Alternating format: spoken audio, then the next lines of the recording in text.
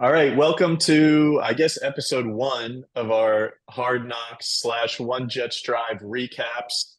I'm Blakey Locks, and I'm here with the Jetstream guys, Jesse and Connor. What's up? How we Going doing? on? Feeling good? It's Doing great. very exciting.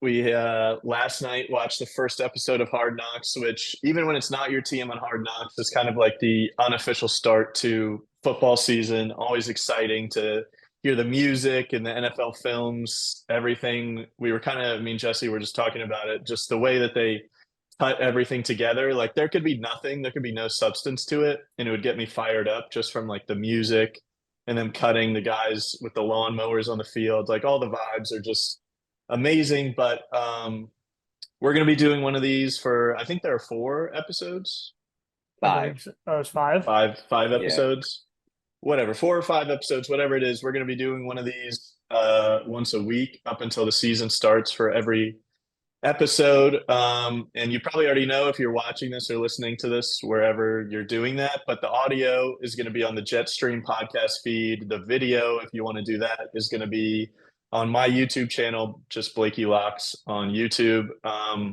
So either one, watch the video, listen to the audio.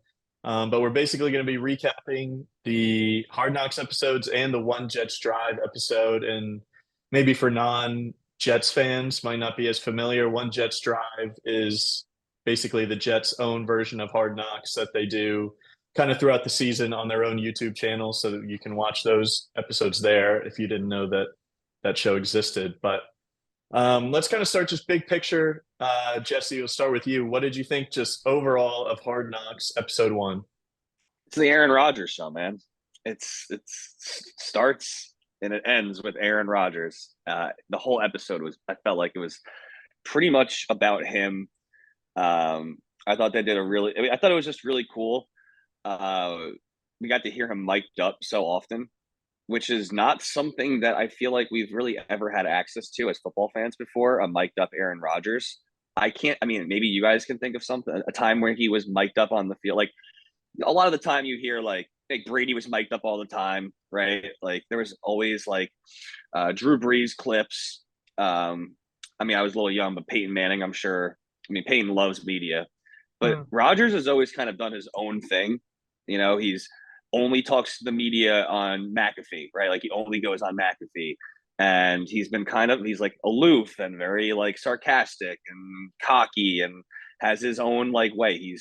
You know, he's about to turn 40. He has no wife, no kids, right? He's like very like not the American quarterback, like family man, like like what Brady was really like. That's the big comparison everyone always has. Like the people think the two goats are like Rodgers and Brady of this era.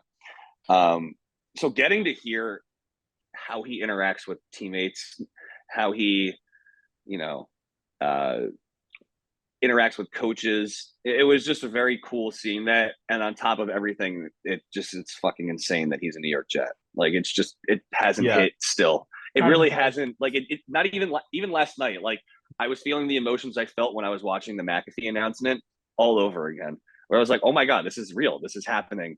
I cannot believe this right now. And just everything he did was just like the coolest thing ever. Um, which a lot of people don't like the guy, and they probably just they maybe they hate watched, or people love the guy and they love watched. I was really like kind of indifferent. I was always like in awe of his talent, but I was kind of indifferent to like everything else that he was like. Everything else about Rodgers, I was just like, Mm. that's the guy with the best arm I've ever seen, and I like watching him play football.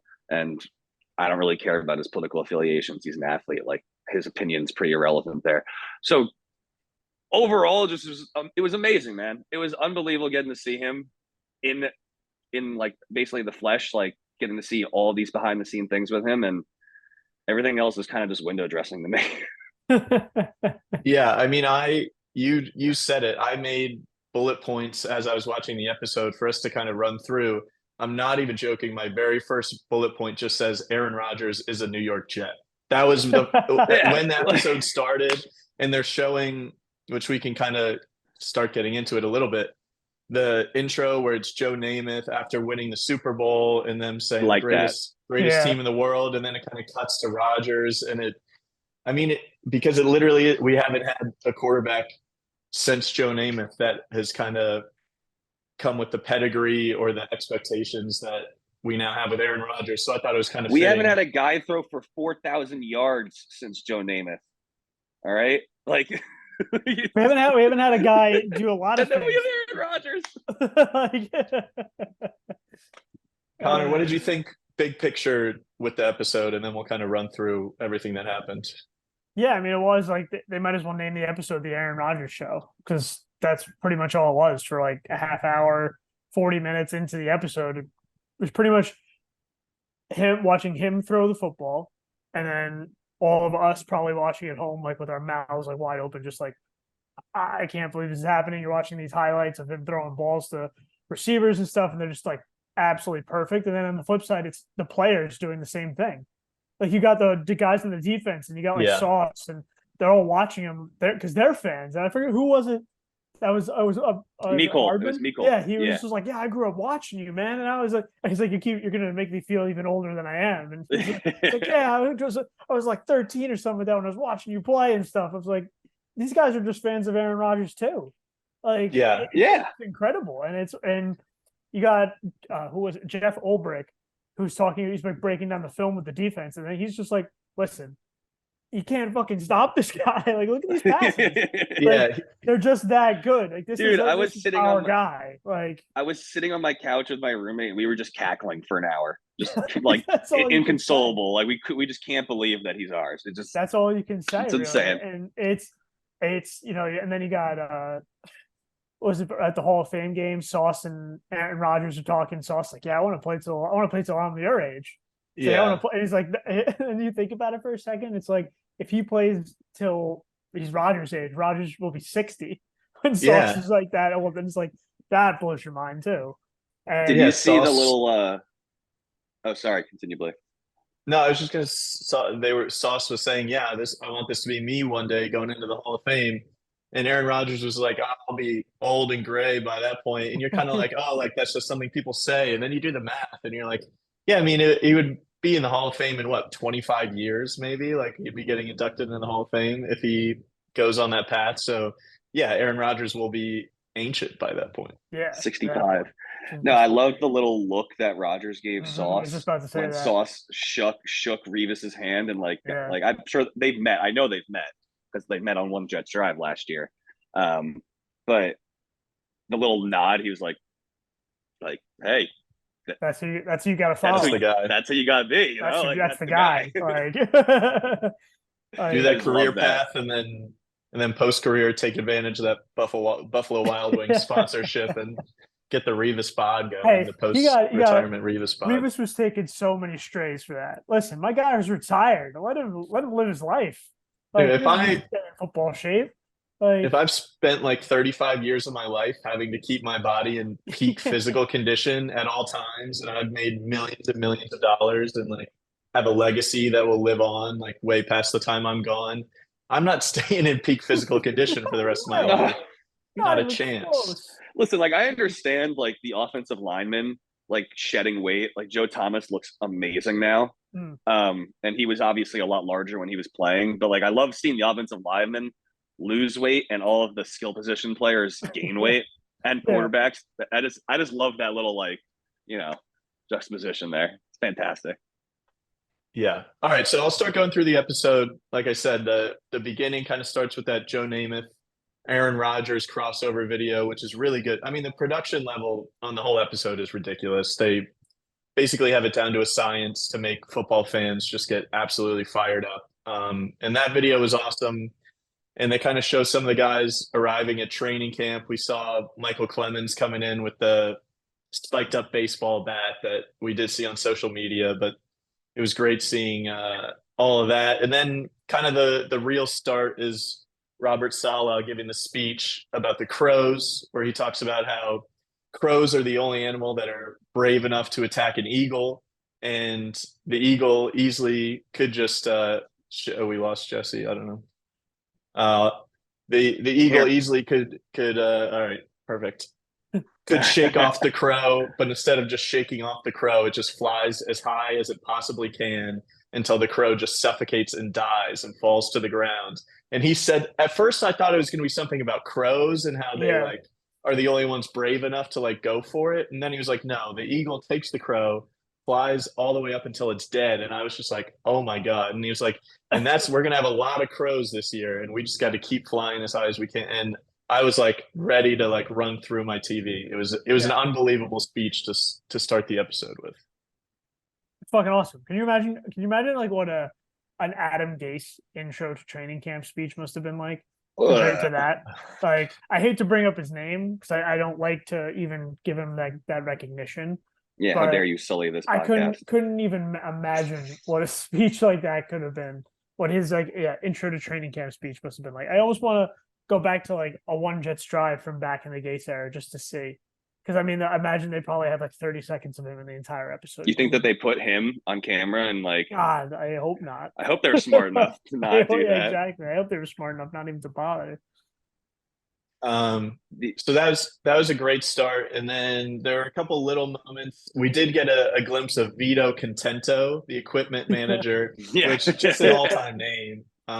You got to talk about him and Aaron Rodgers, and so we kind of were talking about this at the beginning when we were talking big picture, but seeing Aaron Rodgers in these situations is really interesting because, I feel like for a long time, despite him being one of the best quarterbacks in the league, between him being in Green Bay and being this kind of seemingly a little like standoffish maybe type of guy, like he was not very public at all. And then the last couple of years, obviously, because of some controversial opinions he had, and then a couple other things, I feel like all of a sudden he's now like in the news every single day, whereas for so long, for non-football reasons, people didn't really care about or know what Aaron Rodgers was up to. And now because of that, he's kind of gotten this reputation as basically being like a douchebag. And there is one moment, and I forget who it is. It's during a practice, and it was somebody on the defense grabs the boom mic and is like, "What they say about Aaron?" Oh yeah. Like what they say about Aaron Rodgers on TV is not true. Like he's a great guy.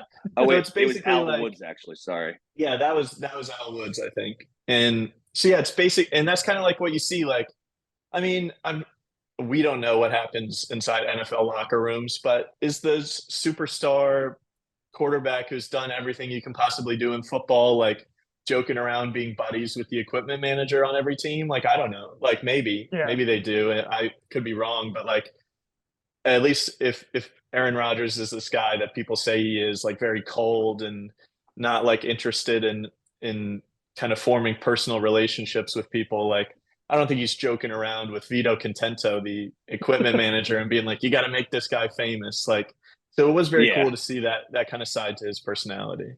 I mean, remember the whole thing with Romeo Dubs? It was like, he doesn't hang out with us. Like, all right, Romeo, you might just not be very cool. Like, that's why he doesn't want to hang out with you. You know, like it seems like Rodgers. Now, listen, again, he knows he's on camera. He knows he's mic'd up. This could all be, just for the cameras. But his teammates genuinely seem to like him a lot.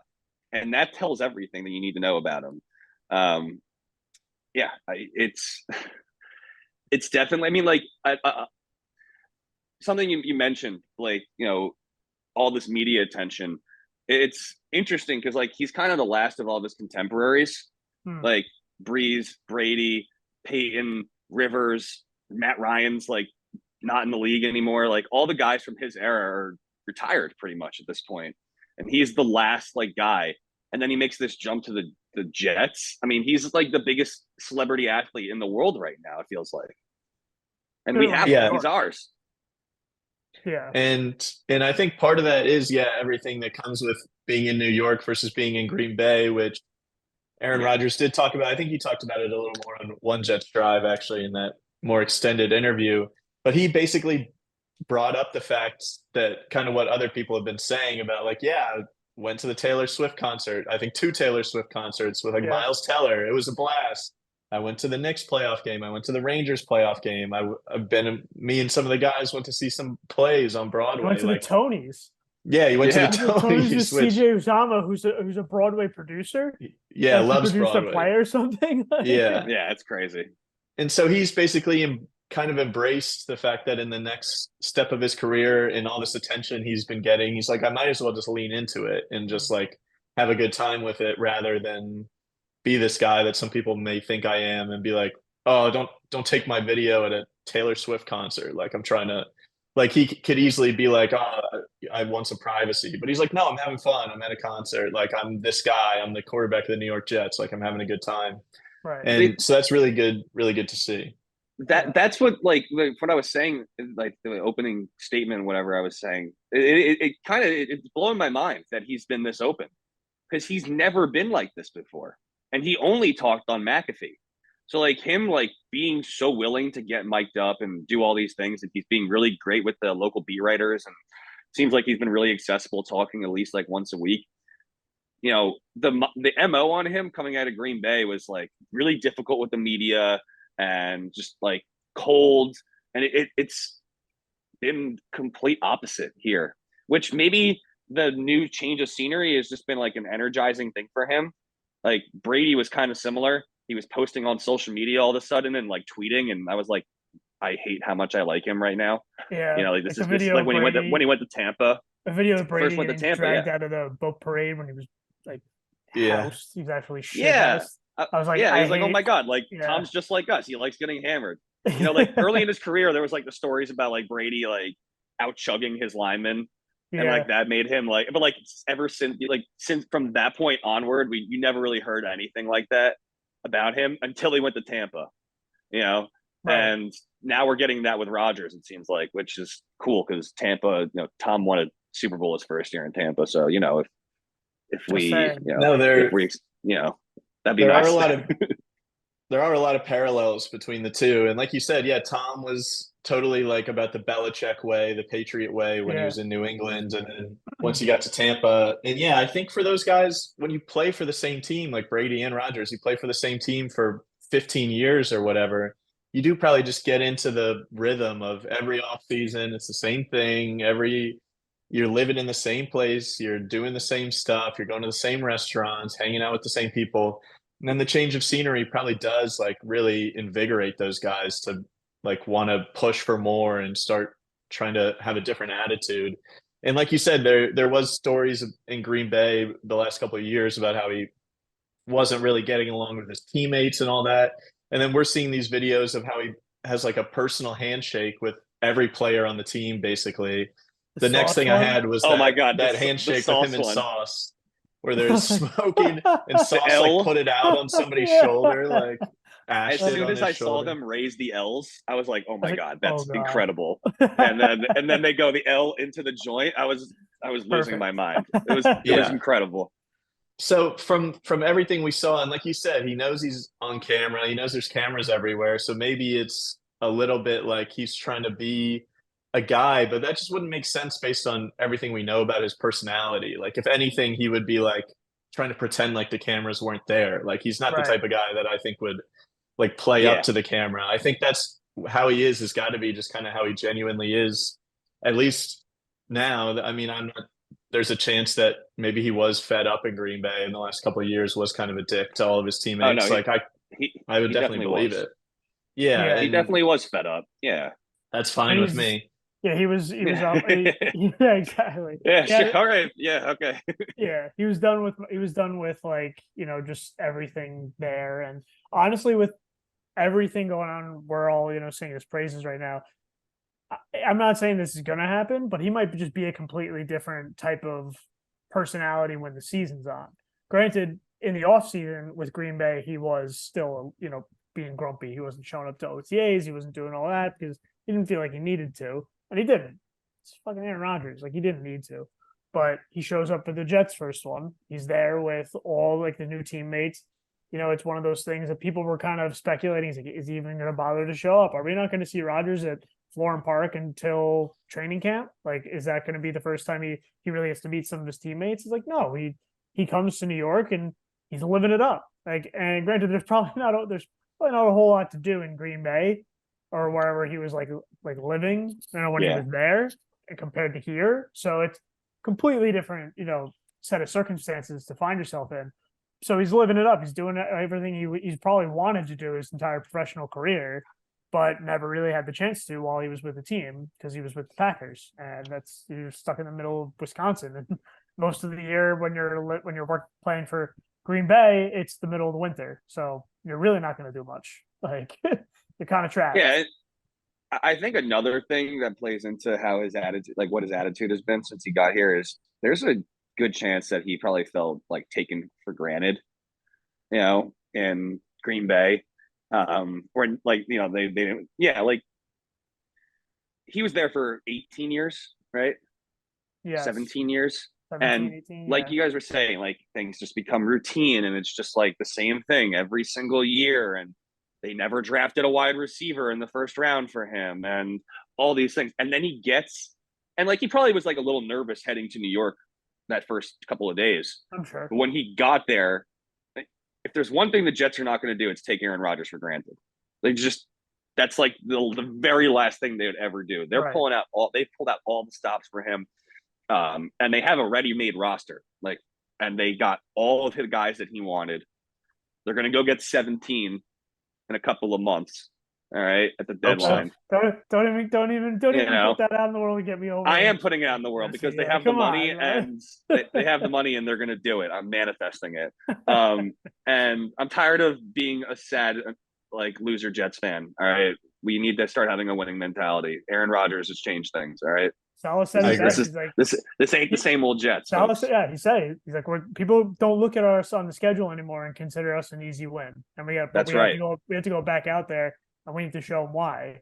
Like we need to show them what as Rex said, we're the fucking New York Jets, and it's time people start respecting us. And right, but there's never been a reason to actually believe in that mantra since Rex. Exactly. Like everything else has just been talk. Like Rex backed it up. They went to back-to-back AFC championships. That gives you a little leeway with the fan base and with everybody. Honestly, the whole league. Right. When you knew when the Jets were coming to town, you're going to get punched in the mouth on defense, and they were going to run the ball down your throats on offense. And that was just a thing, right? Then since he left, it's just been bad quarterback and sieve offensive line and bad defense after bad defense and bad offensive line, bad quarterback. And now they finally have the talent and they got the quarterback. It's time to start expecting wins. And I mean, if Aaron Rodgers is expecting wins, I should be expecting wins, and so should you. So, that's where I stand with that. Yeah, I'm talking about the talent. That part of the reason he left Green Bay is he didn't really feel like they were giving him the team that he needed to go for one more Super Bowl run. And he now has, other than Devontae Adams, I guess, after 1 year, we still have to give Adams the edge, but he probably is the second most talented wide receiver he's ever had in his career with Garrett Wilson. And we saw they did have one montage right in the middle of the episode of just Aaron Rodgers making a bunch of ridiculous throws, which ended with that now somewhat famous throw to Garrett Wilson, where Rodgers makes a ridiculous throw and Garrett Wilson toe taps in the back of the end zone, and it just ridiculous. And then is that the Ed Sheeran montage? Yes. I believe so. Oh my God. That montage. First of all, I don't even know if I've heard that song before, but I thought it was fantastic. Shiver? I don't know. I don't know if maybe I have heard it, but I didn't know who it was by, but I thought it just was perfect for that montage. I wouldn't have expected that going in, but it just worked. Jesus, I feel like Robert Saleh. Holy crap! Look at that throw. Just unbelievable. Wasn't there a clip of that? He's like, "Can you believe that throw?" Yeah, that's what he said. Can you believe that? That's what started. He goes, it's everybody. It's the coaches. It's the guys on offense. The guys on defense. Was basically the whole montage. CJ Mosley. And making ridiculous throws, and everybody just being like, "I can't believe what's happening right now." And you can just tell, last year, there was definitely something different already last year from the Jets teams we've seen the last few years, Sauce and Garrett Wilson, what those guys were doing, especially early in the year, thinking about the Browns win, which was amazing, and the Packers win with Sauce putting the cheese head on. There was stuff last year where you were like, oh, this team seems to actually believe that they can win something, which I wouldn't say about any Jets teams the few years before that. It was just kind of lifeless. Obviously, the Gase year is lifeless. And then I think things turned downhill when Zach Wilson made it clear that he was not going to be the guy. And the team seemed to just lose a little bit of juice at the end of the year last year. But from everything we saw in this first episode, and obviously getting Aaron Rodgers is a massive, massive part of that. But guys just seemed so confident. Like they were like, this is Yeah. our guy. Like Yeah. we have so much talent at every position. Like the coaches are like, guys, we're a really good team. Like we just have to go out there, and if we do what we're supposed to do, like we're gonna be. I think it was Jeff Ulbrich in the same defensive meeting. He was like, guys, look at our offense. We're gonna be in every single game. It's going to come down to us making one or two plays to decide whether we win those games because we're going to be in every single game. And that's not something you could have said the last few years. And it seems like everybody in the building believes it at this point, which I feel like is half the battle. In At sports least in half general, the battle. is getting guys to buy in, and because you can have talent, and even if the guys don't really like each other, and the guys don't believe in kind of where things are going, even if there's talent on the field, it's not really going to translate to wins. We've seen that with plenty of teams in the NFL over the years that come in with like a loaded roster and it just doesn't work out because they don't have kind of a philosophy that they're all bought into. And it seems like they really do this year. And I did love in that meeting with Jeff Ulbrich that you mentioned, Rodgers makes that cross field throw and he shows it once and he like rewinds and shows it again. And he's like, look at this across his body, all the way across the field. And it hits like perfectly. And he was like, don't worry, guys. No other quarterback in the league can make that throw. And that's our quarterback. You don't have to worry. You're not going to be able to see that Yeah. against And anybody else. You saw like Sauce and like the defensive backs like dapping each other up. Like, yeah, we don't Yeah. gotta deal with that. That's so nice. They're like, thank God that this is the best Yeah. we're ever going to see. And I think for the defense, it going against Aaron Rodgers in practice every day in training camp is going to make a huge difference in kind of Don't say the phrase. Don't say it. We don't say the I phrase here. okay. I don't. Just leads to bad juju, bad vibes. Okay. Well, then I'll lead into the next thing I was going to talk about, which is oh no, you can make the point. Just don't say the phrase. Right. No, I won't. Well, no, this is what I was going to say anyways, is going into this, talking about the competition in practice. The next thing we saw, which is kind of the first time they got away from the Aaron Rodgers show, was when they started showing the Garrett Wilson versus Sauce reps, which I think everybody was excited to see. Obviously, having offensive rookie of the year and defensive rookie of the year on the same team with a wide receiver and a cornerback is always going to be must-see TV.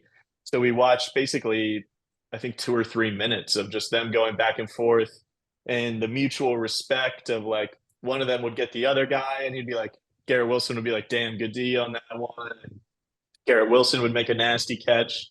And I think there's one play that Sauce made like a really good play and deflected a pass. And Garrett Wilson was like, what did you do on that one? It seemed like you kind of like got me in my lower, and he basically, Sauce is like teaching him like techniques that he uses. And so that whole back and forth was really cool to see.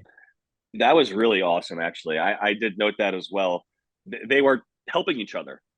They're coaching each other up right there. He wanted to know, like, how did you beat me? And he did exactly as you just said. He was like, yeah, I was looking for this and you did that. So I knew you were going to do that, which, maybe he knows that because he goes up against him in practice every day, or maybe he's been just studying that, which either way, that's really good.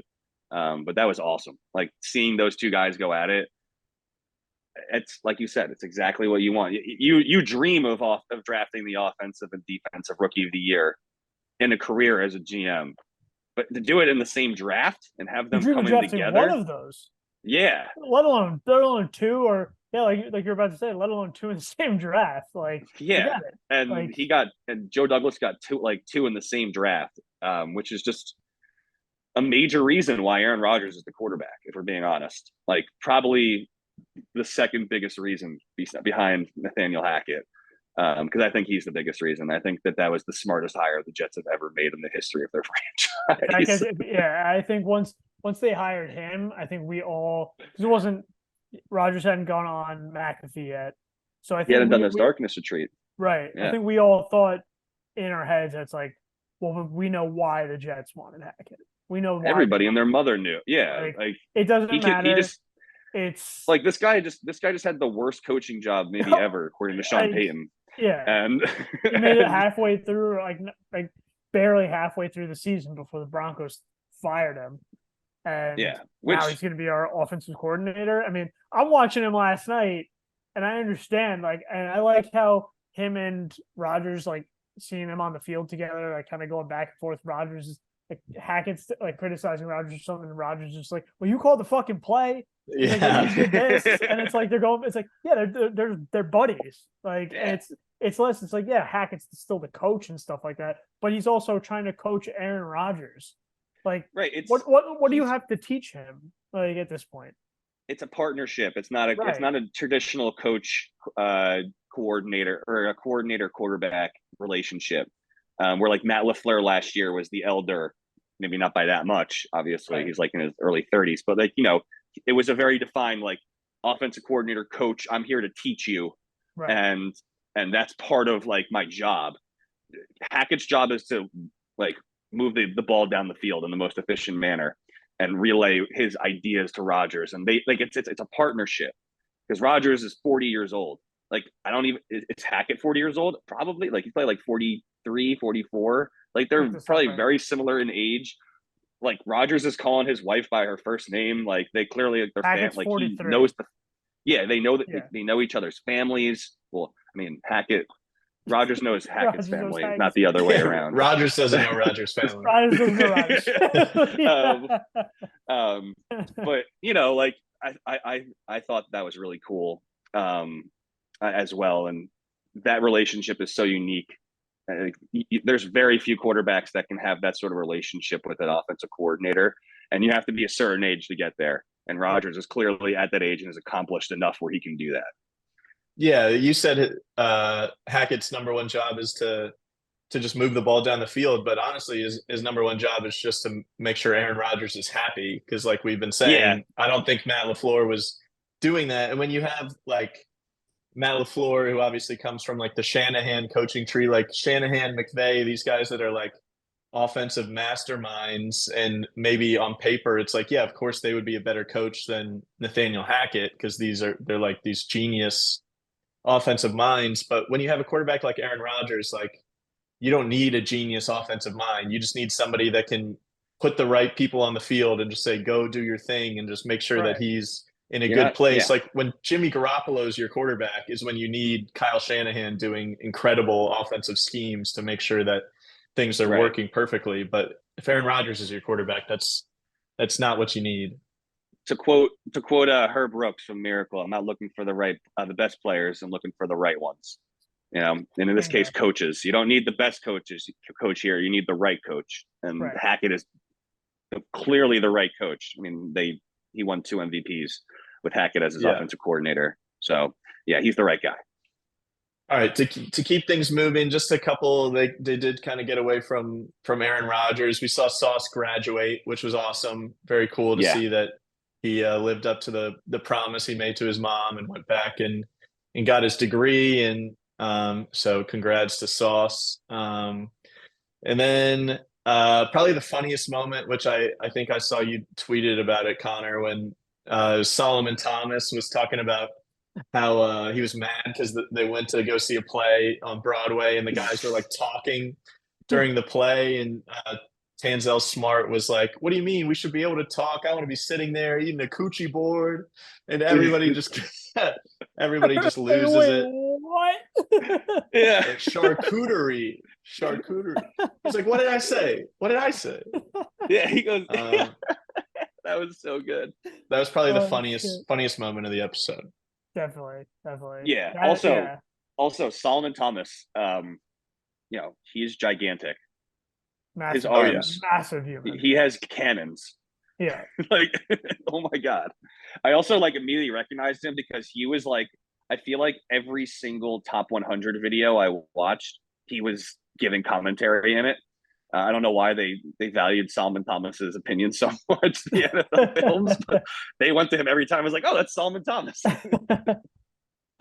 They just like to listen to the Jets now. We got that league-wide respect. Mm-hmm.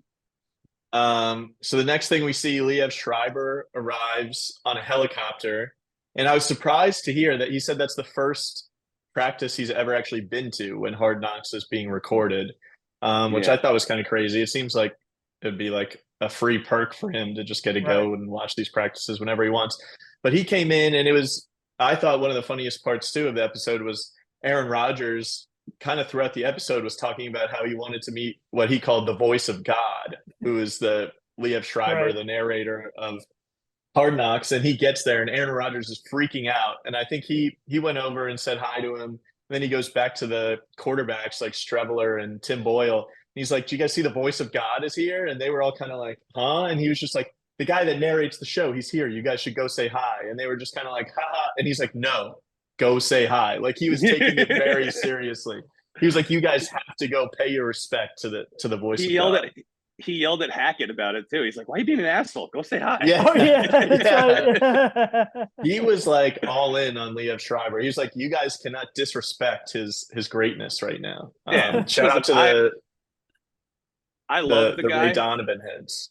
Yeah, I love Liev Schreiber, but like after like 5 minutes, I was like, all right, enough of Liev Schreiber. Let's get the Jets back involved here. I want to see more. Which Yeah. it was cool. It was like he broke the fourth wall, and he was like, "For the record, I didn't want to take a helicopter with the producer, Oh, yeah. blah blah blah."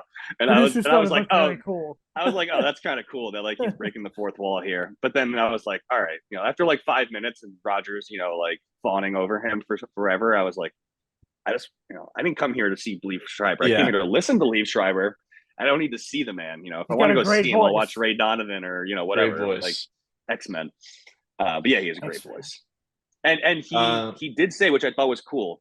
He did say that he was. I feel bad. I don't remember the guy's name that he mentioned, but it was a Jets like NFL films guy or something that he was like that he was like, yeah, I'm just ripping off so and so from and they like cut to like the old Jets like from the '60s, like a montage, and there was an old voiceover, and it sounded just like Liev Schreiber, like the thing that he does, his Right. voice.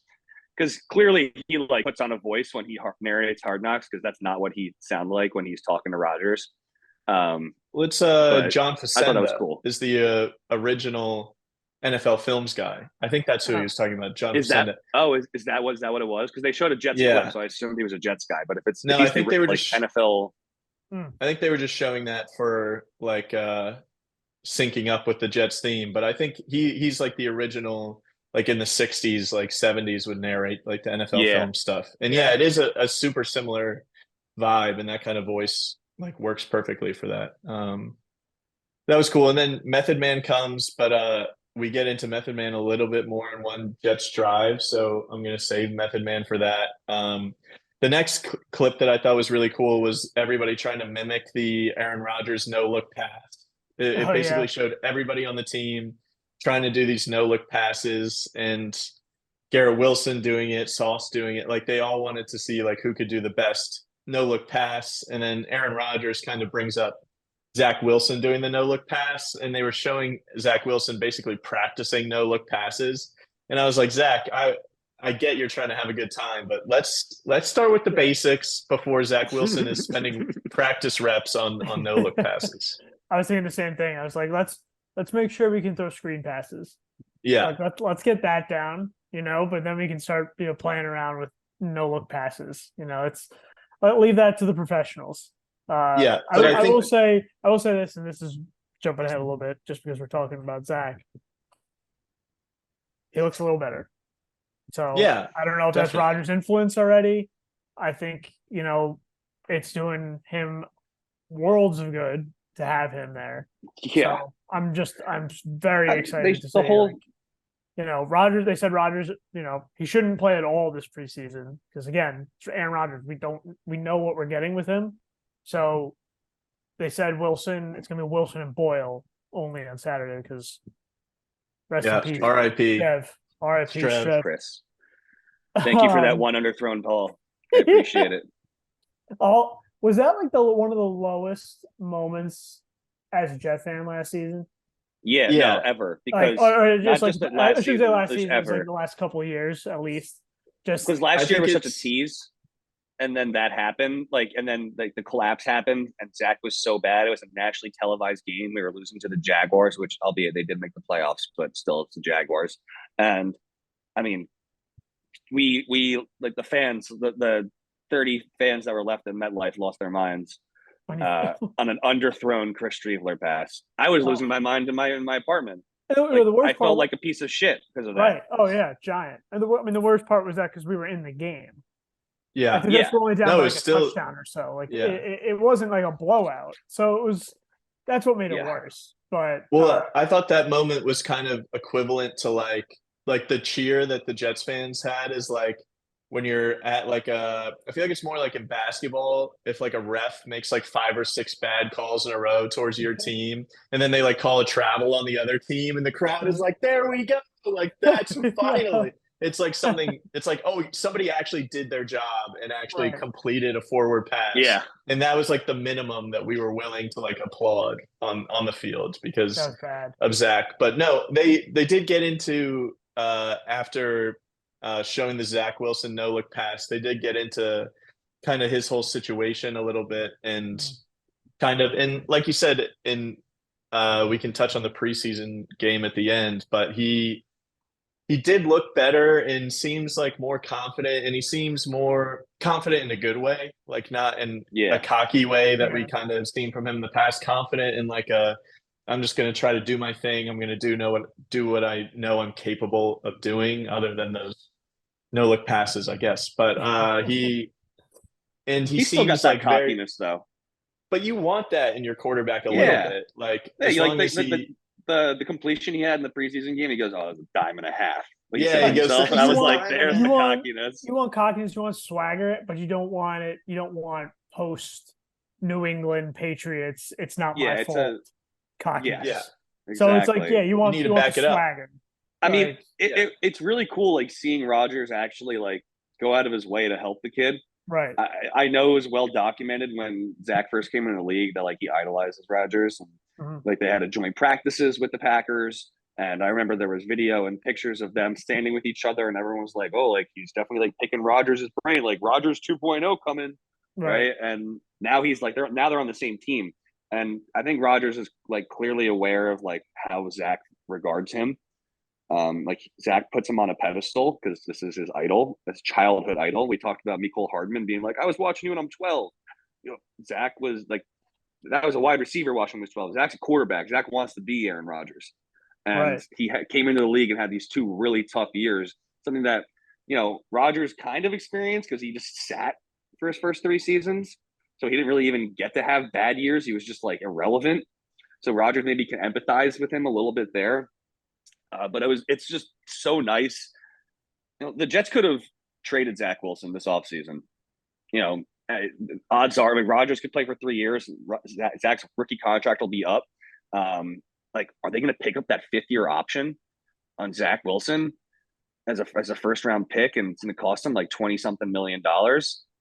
Probably not, right? Like, I expect them not to do that. And then what? You bring him back on like a small, like multi-year, like 2-year, like bridge prove it deal, like 1 more year with Rodgers, and then like 1 year to prove yourself, and that's it. And then maybe you get an extension if you go off. So we're gonna be talking about Zach Wilson for the next couple of years. Like this is just the beginning of his next chapter, and it's been really nice to see that Rodgers is actually taking the time to work with him because he doesn't have to do that. He can just be like, "I'm here. This is my team now. It's great that you're a fan of me, but we have work to do. So and you're my backup. Good luck. Yeah. Good luck." Yeah. But like, no, he's not doing that. He's like taking time out of his reps to be like, no, you got to do it like this, like pop your hip this way, or do whatever. Like, there's I don't the know. one. There was the clip of him talking. What was it, like hitch routes or something? Yeah, where it's like the 4 of them are going to be going. It's like if you're not throwing it by 2, get out. Run. I don't even Yeah. think it was The hitch ball's routes. gone. I think it was hitches in their progression, actually, Yeah, not hitch something like routes. that. And like you do 1 hitch, 2 hitch, 3 hitch, like Right, and you okay, go yeah, through your that makes progressions. more And if that's not there by the second one, like that's not something Zach would know. I Yeah. doubt Right, Matt exactly. LaFleur knows. I doubt Matt LaFleur knows. Mike LaFleur or Matt LaFleur knows that. Or who was it? Mike LaFleur that was our It was Either Mike one. LaFleur. Yeah, I doubt either of them one. know that either. Like this is a guy like I don't know. People who are that at high level of things. I've been lucky enough to like meet a couple of people who are like just insanely good at what they do, not in football, but like just in life. And they like look at things differently than other people do. in ways that you would never, like a normal person would never ever go about doing something. And Rodgers was clearly a savant when it comes to football. And Zach's probably never thought about certain things that Rodgers is telling him to do. And that's invaluable. Sure. I mean, that's just like you can't pay for that. Like Jesse Palmer's not teaching you that, or whoever the hell. Yeah, like is it Jesse Palmer? Yeah, Jesse Palmer's not teaching you that on the beach, Sam Darnold. You got to learn that from a Hall of Famer. All right, like that's just it's special, and not every Hall of Fame level talent is capable of doing what Rodgers is doing. You know, there's guys like Michael Jordan who'll just tell you to fuck off. Right? Like they're not spending time teaching rookies how to do shit. And a lot of Hall of Famers are bad like Mike Singletary on the top of my head, horrendous football coach, like head coach, right? And has not seen a job since the 49ers. Some guys just are Hall of Fame talents. They're not cut out to teach, you know? Yeah, well, with Aaron Rodgers, kind of going back to what we were talking about earlier about his time in Green Bay, and how he's kind of looking at this role on the Jets totally different than his role in Green Bay. I think there was a lot of negative stuff around him when Jordan Love got drafted, and how Rodgers was basically pissed because he felt the team was disrespecting him by drafting his replacement effectively, and how he didn't have a very good relationship with Jordan Love, and probably wasn't in practice doing that stuff with Jordan Love because he was like, if I teach you too much, you might take my job here. Whereas now he knows he's coming in and he is unquestionably the guy. If he can walk, basically, Zach Wilson is not going to be taking his spot on the field. So I feel like he feels like he's in a position where he can be more helping Zach out and saying, this guy's going to have a long career long after I'm out of this league. So I just want to help him and kind of be there for him. So that's cool to see. The last thing I had before the preseason game that was just another random. Sorry about that, guys. I was looking at a list of the 2020 draft class. I was going to read off. I didn't know you were going to transition, but did you have to? Like Aaron Rodgers has very good reason to be very pissed about the 2020 draft because like they could have had Michael Pittman or T. Higgins or like there's so many guys that they could have had that weren't Jordan Love. So that guy had every right to be pissed. Yeah, sorry, no, I agree. And he still had so much left in the tank. He won two MVPs after they drafted Jordan Love. So drafting the quarterback was crazy. The one very random thing was Aaron Rodgers talking about Nathaniel Hackett's obsession with Austin Powers Goldmember, where he would like put clips of Goldmember into all of his, and he was like, and he would talk about how he got his gold genitalia, and he was just like was like Nathaniel Hackett's favorite movie of all time is Goldmember. It's just very funny because it's not the best movie in the world, but it's clearly the worst of the Austin Powers. Yeah, it's not good. Of all movies for him to be obsessed with, very weird Beyonce role, Foxy Cleopatra. Right. The whole movie's very weird. So I also liked them playing what was like the combo of basketball. And it was like them that game was pylons. Cool. And it was like the key part of basketball is you got to psych people out, and it's like they started yelling Sean Payton. like Sean Payton. And yeah, they got into that a little bit. They showed the Rodgers clips with where he initially said everything, but I think enough has been said about that situation. The kind of the episode ended with preseason game 1. We don't need to get too much into the actual game because who cares what happens in an actual preseason game. But the one thing that kind of stood out to me from all of that, from like a Hard Knocks perspective, not the actual game, was Robert Saleh obsessing over Chaz Surratt. And he made a couple big plays. He obviously had the pick at the end of the first half, and they were showing him make a few plays. And like, he's obviously going to be a guy that maybe they've kind of referenced, he's going to be on the fringe of making the team. Like, he's maybe a guy that they're going to target for one of those storylines down the end of the season. And I think he will. I was waiting for that. Team. Like, obviously it was the Aaron Rodgers show, but normally they like talk to like, they'll always like, Hard Knocks is known for, and maybe they're not going to do it as much this year because we're not going to see the cuts, but they love like talking to the UFAs, the undrafted guys, and like the late round picks. And like you said, I guess Chaz is going to be one of those guys, but I was waiting for the whole episode. I was like, when are they going to introduce the young guys? I could see it be I think we're gonna Jesserot, get that. Tony Adams, like some of these guys that flew under the radar but are apparently having great camps. Yeah. I mean, I think you can lock in Chaz Surratt for the 53-man roster after what we Yeah. just watched last night. Robert Yeah. Saleh, Saleh's he makes a literally play. He literally said into the mic, "You guys don't know what you have. Like, you don't realize how good." Like, I guess he's saying that to Jeff Ulbrich or some of the defensive coaches. He's Right. basically saying, Yeah. like, I don't think you guys realize how ridiculously good this guy is. So it's always cool to see stuff like that. And I think we will get. I think they knew the reason that the Jets are on Hard Knocks is because of Aaron Rodgers. It was the biggest story of the NFL offseason. It's the reason they were picked over whoever, like the Commanders or whoever else could have been picked. the Bears. Is mainly because of Aaron Rodgers. And they're like, episode 1, we have to give people the Aaron Rodgers stuff, everything around it. And then I think the rest of it will be more of a traditional Hard Knocks with some of the lesser known guys. And we didn't really get much of like Quinnen Williams and some of these guys that we know have really good personalities. And I think they were like, we need to give people the Aaron Rodgers. And then the rest of the season, we can get into more of the traditional Hard Knocks kind of stuff. But did you guys take anything else away from the stuff that happened in the preseason game? Or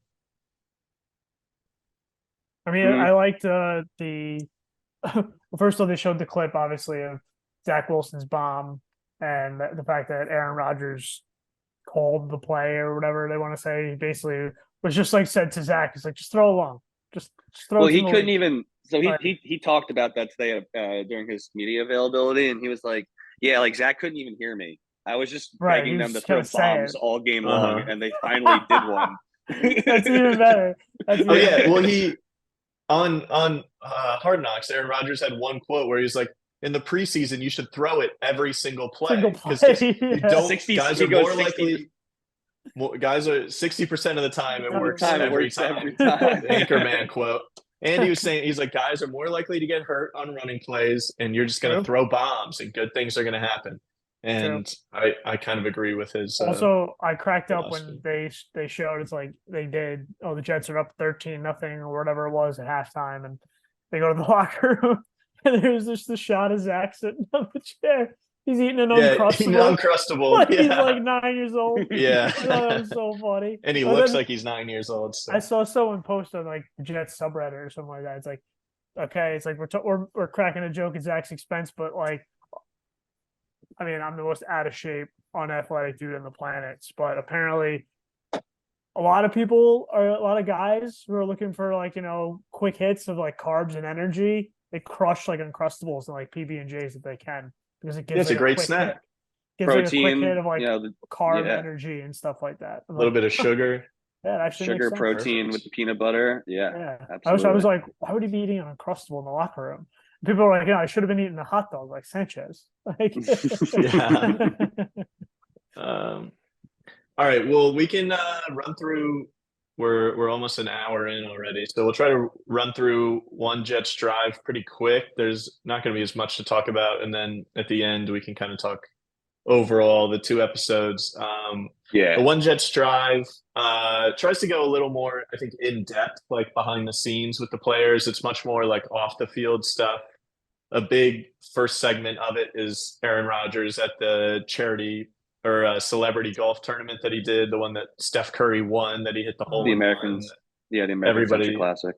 Yeah, and he's been playing it for years. He was playing with Miles Teller, who is another one who's like maybe one of the most popular people on the planet right now, along with Aaron Rodgers. And then Brian Bumgarner, Kevin Malone from The Office, who I do know is like a diehard Packers fan. So I think Aaron Rodgers said that they've been playing in it together for years. So they probably became friends through Brian Bumgarner, like forcing a friendship with Aaron Rodgers because he was a huge Packers fan, and they, I guess, get along. But that seems like a fun foursome to be in with Aaron Rodgers, Miles Teller, and Kevin from The Office. The biggest takeaway I had from I guess both, but like one Jets drive, like we got to like really hear like more in depth with Rodgers. Like he really is like one of the coolest guys out there. Like he's friends with all these celebrities. Like he's like all the like celebrity roast stuff he did at MSG and going to see Wicked and all that stuff. Like that's cool and all, but like I find it way cooler that he's just boys with Brian Bumgarner, and like he just like, I don't know, like I feel like you have to be really personable to do Oh something yeah. like that. To like, I don't know, he's not exactly a humongous celebrity, Bumgarner, and Aaron Rodgers obviously is, and Rodgers doesn't have to give anybody really the time of day. Like he's that like big and famous, and the fact that he's played golf with this guy for like 7-8 years now, I don't know. I just found like that was like so minor, but I honestly found it like so cool. And maybe I'm just like, you know, riding Rodgers a little bit right now because I'm a Jets fan and I'm just I happy. think You we should. all are. I mean, if you're a And Jet as fan, I it's kind of hard should, not to. but like, I don't know, like we've just been in the dark for so long, and it's nice that he came out of his own darkness retreat and picked us. Yeah. And speaking of that, like that, it was kind of the theme throughout the 2 episodes. It's just like, this guy's awesome. Like everybody loves him. Everybody that he's Mhm. around is like, I don't know why people would ever say anything bad about Aaron Rodgers. He's like the coolest guy on the planet.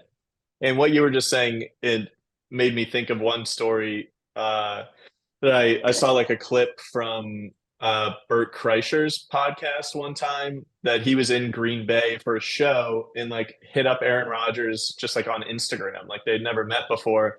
Was like, hey man, I'm gonna be in Green Bay for a show. Like, would love to meet you.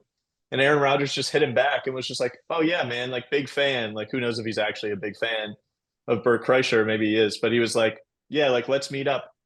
And he went on to Bert Kreischer's tour bus and was just like hanging out on his tour bus, like drinking beers for like 2 hours before Bert's show. And Bert like films like everything behind the scenes.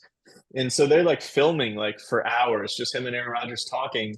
And Aaron Rodgers gets off the bus and they're all like, that was the coolest thing ever. Like he was the coolest guy ever. And Bert was like, I don't think we can use any of that video, because he was just like telling like crazy stories about like shit he had done with like celebrities and like talking shit about people like in the NFL, like just like totally just like shooting the shit. And like, despite there being like cameras there, he was just like, yeah, whatever. And then Bert was like, yeah, I don't think we should use any of that. Like it would probably look bad for him.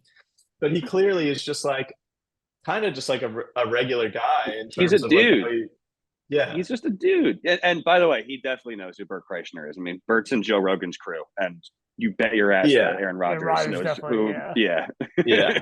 Definitely.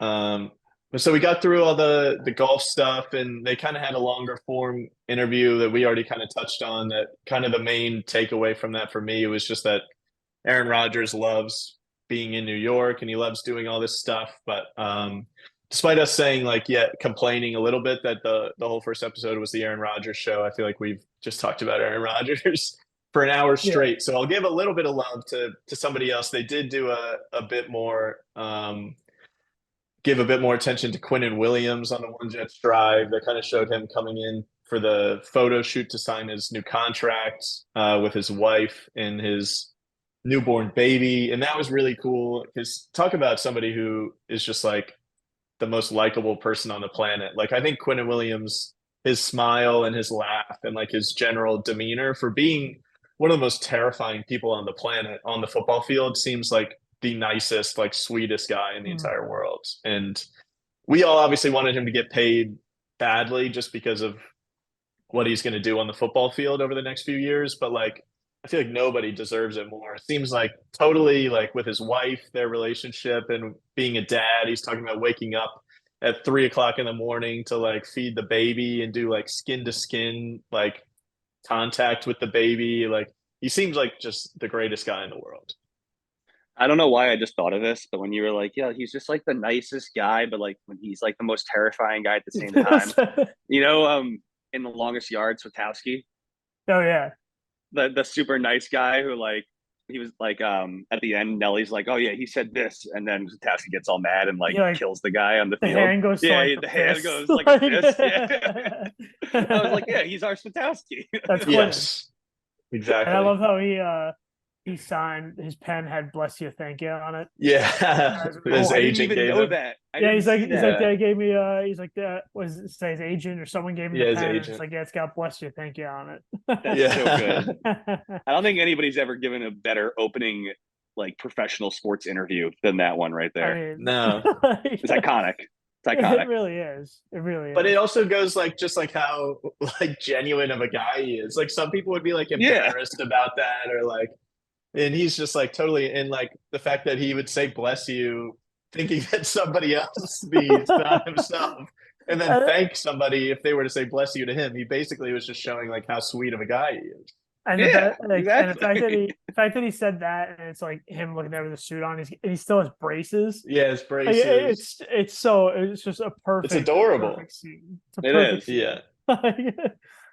Yeah. So we see a bit of Q, and then see a little bit of Elijah Vera Tucker, which I feel like maybe Aaron Rodgers and everything around that has kind of been at the forefront, obviously, but I don't know if there's, other than Aaron Rodgers, anything more important than AVT coming back healthy. So it was great to see him and kind of get a look into his mentality a little bit about going into this season and how he seems completely ready to go. And guys around him saying like, I think there was, I'm trying to remember who it might have actually been in Hard Knocks, but there was somebody he had or maybe it was, I don't know.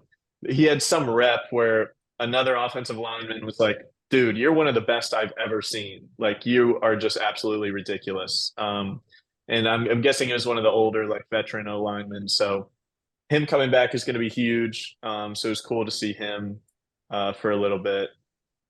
It's crazy. Him and Brees went down in the same game. Oh, I really wish. So crazy. It's for that reason alone. I wish they weren't playing in Denver.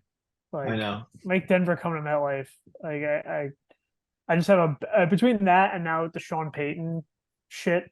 Like now I just have a bad feeling. Yeah, I hate that. Man. I hate him now because what they took from us last year. Yeah, and now with the Sean Payton thing, it was like also because the Sean Payton thing was so out of the blue. Yeah, it's always so unnecessary. Yeah, it's like, always fuck the Broncos. Everyone knew it forever. Yeah, right? Yeah, it's everybody like, in the AFC. Get the fuck out of here. All right. The Sean Payton thing was weird. I feel like the Stephen A. Smith thing. He's like, all right, let's be nice. Let's be nice. Yeah. It's like, you're not wrong, but you didn't have to say it. Like, that's how I felt about what Sean Payton Yeah, I said. mean, it's basically all the media said for the entire year last year. Like he was a laughing stock. Like we're on to the next year. You don't have to bring it up more. But exactly.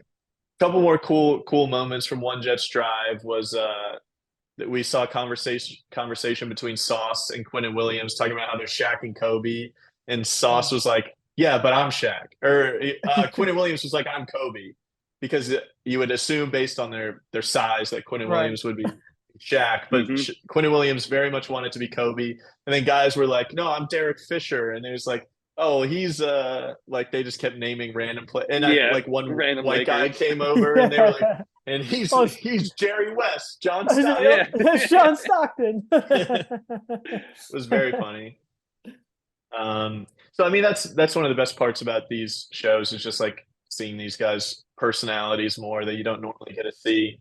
But then we saw Method Man show up, which is cool. He's obviously a New York guy. He's said he's been a Jets season ticket holder for years, and he seems super fired up. Him coming in, and it was funny watching him like talk to Aaron Rodgers, and did like a jersey swap basically. Yeah. He signed Method Man's Joe Namath jersey, which is funny that Aaron Rodgers' signature is on his Joe Namath jersey, and then Rodgers gave him like his practice jersey, I think, he got Method Man to sign his practice jersey. Rodgers did, and Aaron Rodgers was basically like, he's like, man, these kids just don't get it. Like Wu-Tang, like it was very funny. So that was cool. I know I see a clip. I don't know. If he was like, I don't know if like celebrities don't get starstruck like that. That was cool. Yeah, Rodgers was like, oh my god, that's Method Man. Like that's awesome. Yeah, it's the same thing with like Leif Schreiber. It's like, oh my god. But it's funny, like with the kids don't understand like Wu-Tang. I don't know if it was. Did they show it with Garrett Wilson when he was talking about Jay-Z? I think. I don't know if they showed it because it was a clip I saw going around where Garrett Wilson, they were talking about hip hop and they were talking about artists, and Garrett Wilson was just like, yeah, like Jay-Z, like I don't know, man, like kind of like just being like, nah, like he's not my thing, he's kind of overrated, and all the old guys are just like, what are you talking about? Yeah. Like, he's like, no, I'm serious. It's like, none of them could Garrett be. Wilson's like, that song with like Justin Timberlake, so the Yeah, suit it's and like, I tie don't know thing, about no, not for that. me. Nah, that guy, no. Empire State of Mind wasn't for me. No, not really. Yeah. Oh my Uh, God. like it's That's like so no, crazy. Garrett yeah. Wilson dissing Jay-Z. Like, yeah, that's just not that like Well, it's like all these, That's his Jay Z though. Those songs that I'm talking about, that's Jay Z in his head, like not yeah. the right. Jay And it's Z that like, we know. but it's like, who was it? Was it Lonzo Ball? Maybe he said that he's like, yeah, no, I don't like Nas, I don't like Jay Z, I don't like these guys. Yeah. Like, I think Drake's the best of all time. It's like, to a point, I agree because it's like us trying to say. I mean, granted, I'm not exactly sure your guys' musical tastes, but it's like us trying to compare like our artists, I guess, and like our dads just being like, Oh yeah. DC or like Led Zeppelin, whoever, and it's like, yeah, I like them, but like, I My like dad never listened more. to any of the shit I listened to. He had a rule in his car. He goes, when you own a car, you can pick the radio station. Until then, you can shut the fuck up. So like, shut the fuck Yeah. up. My dad was strictly a 770 AM or the Fan. That's all we Oh, listened Yeah. Q1043. Yeah. That was Jimmy's favorite. Is Jimmy's favorite. So the last thing we saw in One Jets Drive that kind of wrapped up the episode was Sauce giving Aaron Rodgers the chain, the 8 chain that his jeweler made. That I guess is his jeweler's favorite quarterback is Aaron Rodgers. So he made that chain, and he busted out. And Aaron's like, "No, I want you to put it on me." And Sauce dons it on him, and Aaron Rodgers is just like, "You think that's me? Like, does it look like me?" And again, it's just showing like one that these guys, especially, I mean, Sauce is obviously one of the youngest guys on the team, loves Aaron Rodgers, totally different background than Aaron Rodgers, and loves him. Like we see Aaron Rodgers like playing into it, he loves it. It was the perfect end to One Jets Drive because it was just like the vibes are good. Everybody on this team like loves each other, seems to be getting on really well. The Aaron Rodgers thing is going perfectly, so I thought that was a perfect wrap up to the episode. Yeah, I'm with you. I thought that was great. Yeah. So that's it for the first episode of One Jets Drive, the first episode of Hard Knocks. Big picture, we can just talk really quick about how we liked the 2 episodes. Me and Jesse did say this a little bit before we started recording, but was slightly disappointed in the One Jets Drive episode. I think we had been saying, maybe just like chatting about it, saying that we were almost a little more excited for One Jets Drive than Hard Knocks because some of the One Jets Drive stuff we've seen in the past is unbelievable, like access to the players and really interesting stuff that you wouldn't see on Hard Knocks or anywhere else. And it maybe just because it was so Aaron Rodgers focused at the beginning, like we were saying, but I thought they didn't really get into that much, didn't really give us that much. Whereas I thought the Hard Knocks episode exceeded my expectations. Yeah. Just because maybe Hard Knocks was getting some of like the bad press about how like, and specifically with the Jets being basically like, fuck Hard Knocks. We don't really want Hard Knocks. But then once it was there, it was like, seemed to be like everybody was cool with it. I thought the production value was obviously insane. And we got way more insight into like all the guys' personalities and everything that I thought. Yeah. So I was very happy with the Hard Knocks episode. Yeah, the Hard Knocks folks are definitely like, oh, you guys aren't excited for Hard Knocks? Bet. All right. Yeah. All right. And I took that personally. And, Yeah. and I took that personally. Hard Knocks, I thought Hard Knocks was significantly better than One Jets Drive. Not that One Jets Drive was bad. I was just my expectations, like you said, like you said about yourself, my expectations were really high too. Because they have had in the past just really, really good stuff. And this was really good stuff. I just think that when you put it up against the team that's been doing this for 25, 30, almost 30 years now, almost.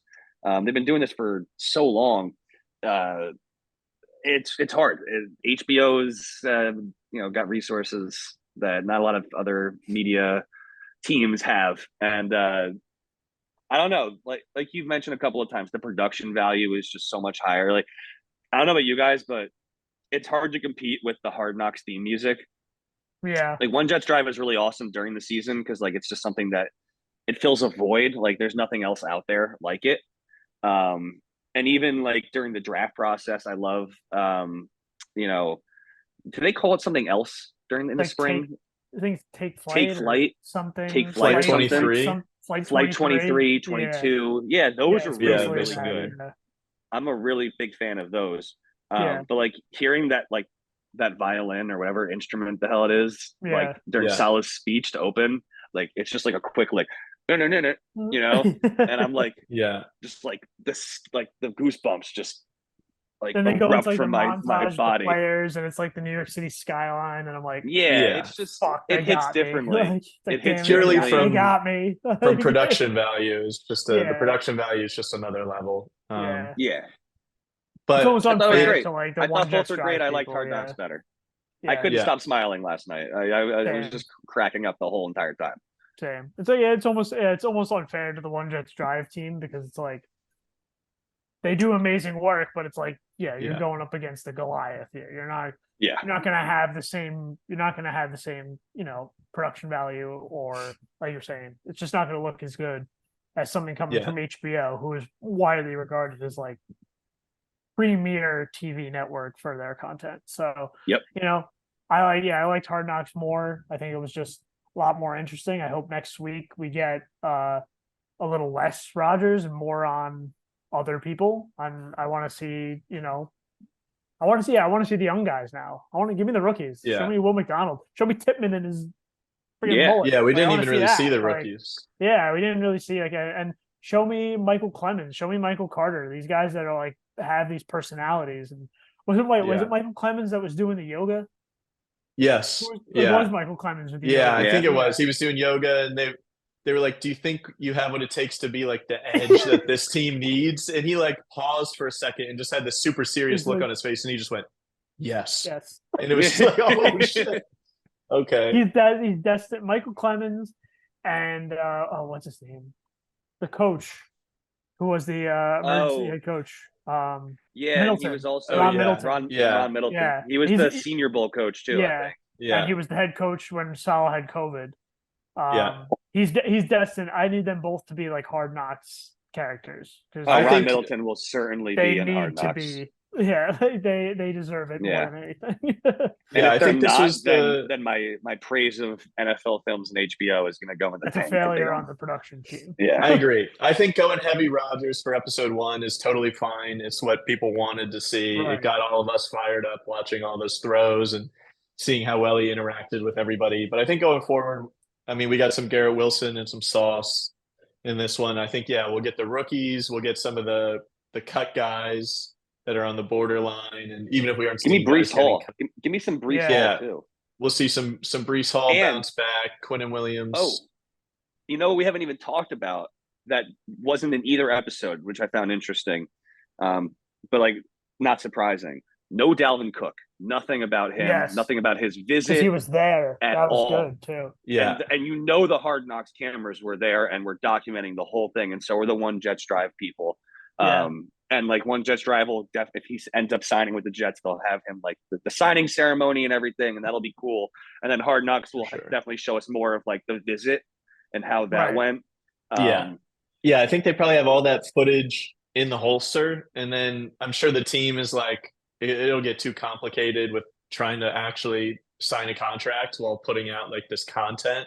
Like, let's wait until we get it done, and then they'll be able to release all that. Which would be very cool if they did. We got to see all that, definitely. Well, I would love it if they signed him, and then and then that would be great to see all that after that. So that's it for episode 1. Like I said, we're gonna do this for the rest of the off season, the rest of these episodes of Hard Knocks. I'm now super excited about the second episode of Hard Knocks after that. So make sure you are subscribed to the Jet Stream wherever you listen to podcasts. Subscribe to my YouTube at Blakey Locks to watch this and watch anything else. You can follow us on Twitter. I'm at Blakey Locks, at Connor with 1 R _Sheeran, at Jesse Finver. So that's us. And thanks for listening. Thanks for doing this with me, guys. Hell yeah. Hell yeah, bro. Absolutely. This is fantastic. And got 4 more of these.